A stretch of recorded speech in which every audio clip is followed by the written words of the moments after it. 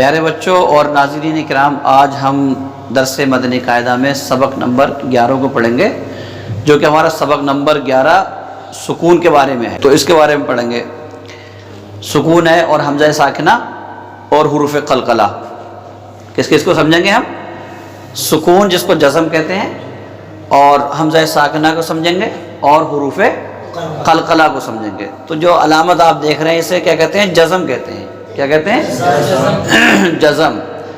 اب جس حرف پر یہ جزم لگ جاتا ہے اس کو کہتے ہیں ساکن۔ کیا کہتے ہیں اسے؟ ساکن۔ جیسے یہ با ہے، با پر اگر جزم لگ گیا تو با ساکن ہو گئی۔ کیا ہو گئی؟ با ساکن ہو گئی۔ تو اس علامت کو کیا کہتے ہیں؟ جزم کہتے ہیں۔ پھر سے سن لو، اس علامت کو کیا کہتے ہیں؟ جزم کہتے ہیں۔ یہ علامت جس حرف پر لگ جاتی ہے اس حرف کو کیا کہتے ہیں؟ ساکن۔ اب ساکن حرف اپنے آپ ادا نہیں ہو سکتا، بلکہ ساکن حرف کو ادا کرنے کے لیے اس کو اپنے سے پہلے والے متحرک حرف سے ملایا جاتا ہے۔ ساکن حرف کو اگر ہمیں ادا کرنا ہے تو کیا کرنا پڑتا ہے؟ اس سے پہلے جو متحرک حرف ہے اس سے ملایا جاتا ہے۔ مثال کے طور پر با لکھی ہوئی ہے، اب اس سے پہلے ہم نے حمزہ متحرکہ لے لیا۔ کیا لے لیا؟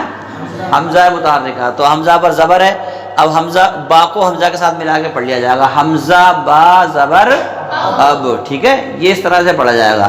سمجھ لیا آپ نے کہ اس علامت کو کیا کہتے ہیں؟ جزم کہتے ہیں۔ اور جس حرف پر علامت لگ جائے اسے کیا کہتے ہیں؟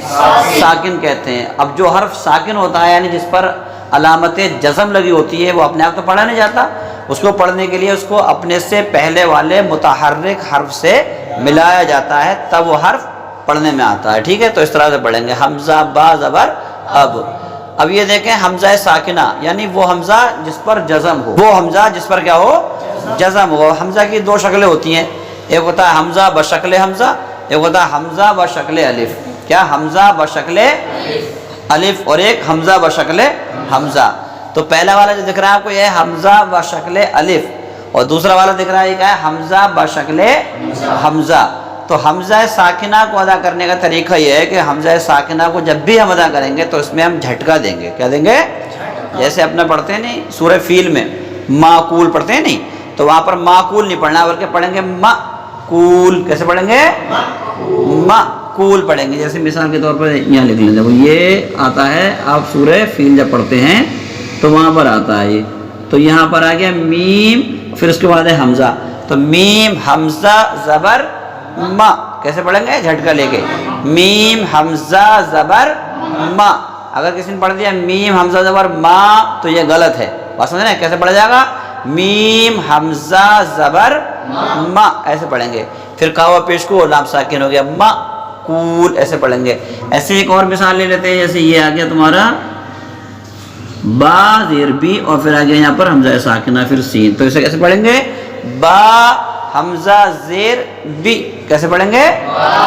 با حمزہ زیر بی، سین زبر سا، تو کیا ہوا؟ بی سا۔ کیا ہو گیا؟ بی سا۔ ٹھیک ہے، بی سا۔ اور جیسے اپنا جو پہلا پارہ پڑھتے ہیں وہاں پر آتا ہے یا آدم انبئہم، آتا ہے نا انبئہم، کیا آتا ہے؟ انبئہم، تو وہاں پر بھی ہم کیا کریں گے؟ اور جھٹکا لے کے پڑھیں گے۔ کیسے پڑھیں گے؟ جھٹکا لے کے پڑھیں گے انبئہم کے اندر۔ کس طریقے سے؟ انبئہم جو لکھا ہوا ہے نا، اس طریقے سے لکھا، انبی اور یوں لکھا ہے۔ ٹھیک ہے، یہ نون ہو گیا، یہ با ہو گیا، اور یہاں پر حمزہ ساکنہ ہے، تو اسے کیسے پڑھیں گے؟ انبی، کیونکہ نون تو نون جو ہے یہ میم سے بدل جائے گا، اس کے بعد با ہے، اس میں یہاں پہ تو ہوگا اقلاب ہوگا۔ کیا ہوگا؟ اقلاب ہوگا۔ یہ ہو گیا پھر یہاں پہ حمزہ ہے اور حمزہ پر جزم ہے، حمزہ ہے اور حمزہ پر کیا ہے؟ جزم ہے، تو کیسے پڑھو گے؟ انبئہم۔ کیسے پڑھیں گے؟ انبئہم۔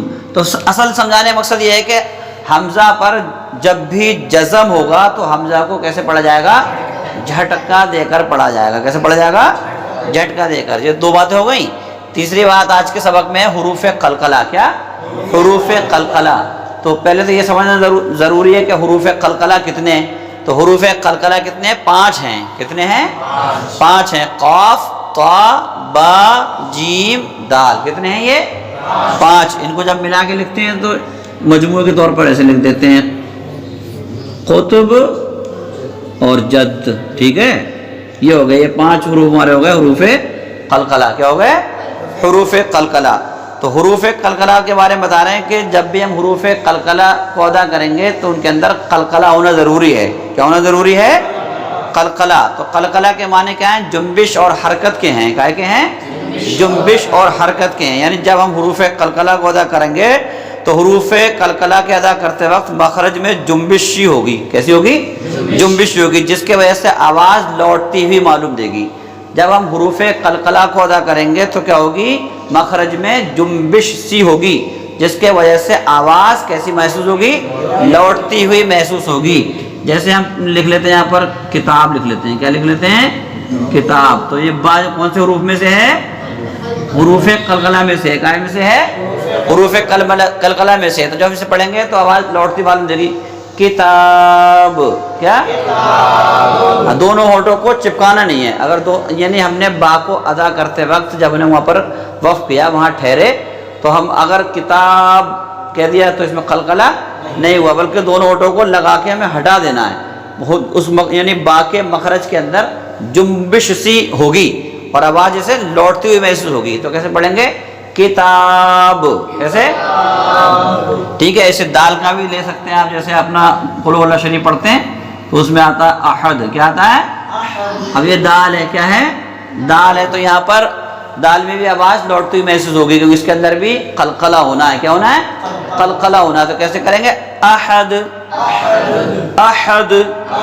کسی نے کہہ دیا احد تو اس میں قلقلہ ادا نہیں ہوا. تو جب بھی ہم حروف قلقلہ کو ادا کرتے ہیں تو ان کے مخرج کے اندر جنبش سی ہوتی ہے، حرکت سی ہوتی ہے، جس کے وجہ سے آواز لوٹتی ہوئی محسوس ہوتی ہے. تب یہ حروف مکمل طور پر ادا ہوتے ہیں جو حروف قلقلہ ہیں. اگر ان کے اندر ہم نے قلقلہ ادا نہیں کیا تو یہ حروف مکمل طور پر ادا نہیں ہوں گے، ان کی حسن بگڑ جائے گا. ٹھیک ہے.